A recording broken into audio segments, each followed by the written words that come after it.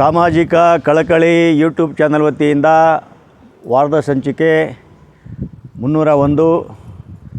ಇವತ್ತಿನ ವಿಷಯ ಮರ್ಯಾದೆ ಗೇಡು ಹತ್ಯೆ.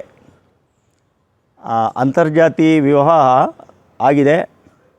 ಇಲ್ಲಿ ಉತ್ತರ ಕರ್ನಾಟಕದ ಹುಬ್ಬಳ್ಳಿ ತಾಲೂಕಿನ ಒಂದು ಹಳ್ಳಿನಲ್ಲಿ ಹುಡುಗ ದಲಿತ, ಹುಡುಗಿ ಲಿಂಗಾಯತರ ಸಮುದಾಯದವರು. ನೋಡಿ, 800 ವರ್ಷಗಳ ಹಿಂದೆ ಬಸವಣ್ಣನವರು ಅಂತರ್ಜಾತಿ ವಿವಾಹವನ್ನು ಮಾಡಿದರು. ಅದು ದೊಡ್ಡ ಕ್ರಾಂತಿಗೆ ಕಾರಣ ಆಗಿತ್ತು. ಈ ದೇಶಕ್ಕೆ ಸ್ವಾತಂತ್ರ್ಯ ಬಂದಿದೆ, ಸಂವಿಧಾನ ಇದೆ. ವಯಸ್ಕ ಹೆಣ್ಣು ಮತ್ತು ಗಂಡು ತಾನು ಯಾರಿಗೆ ಮದುವೆ ಆಗಬೇಕು ಆಗಬಾರ್ದು ಅನ್ನೋದ್ರ ಬಗ್ಗೆ ಕಾನೂನುಬದ್ಧವಾಗಿ ತೀರ್ಮಾನ ತೆಗೆದುಕೊಳ್ಳಲಿಕ್ಕೆ ಅಭಿವ್ಯಕ್ತಿ ಸ್ವಾತಂತ್ರ್ಯ ಇದೆ.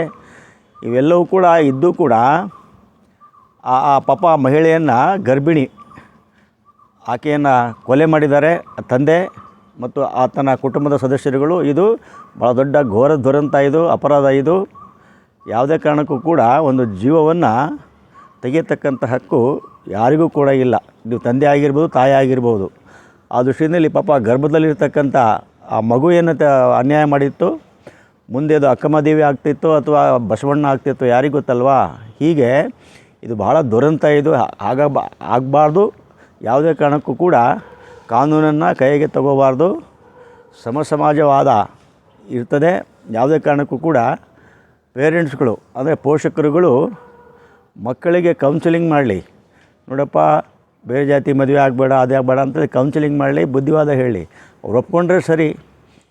ಅದನ್ನು ಮೀರಿ ಅವರು ಮದುವೆ ಆದಮೇಲೆ ಅದನ್ನು ಕೊಲೆ ಮಾಡತಕ್ಕಂಥ ಕೃತ್ಯ ಇದೆಯಲ್ಲ, ಇದಕ್ಕೆ ಕಾನೂನು, ವಿಶೇಷವಾಗಿರ್ತಕ್ಕಂಥ ಕಾನೂನು ರೂಪಿಸಬೇಕು.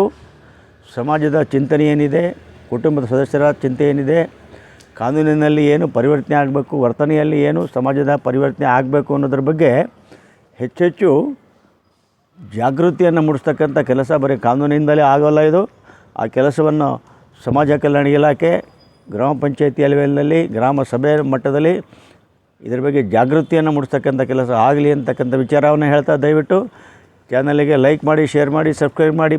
ಮುಂದಿನ ವಾರ ಹೊಸ ಸಂಚಿಕೆಯೊಂದಿಗೆ ಬರ್ತಾಯಿರ್ತೀನಿ. ಎಲ್ಲರಿಗೂ ಕೂಡ ಶುಭವಾಗಲಿ.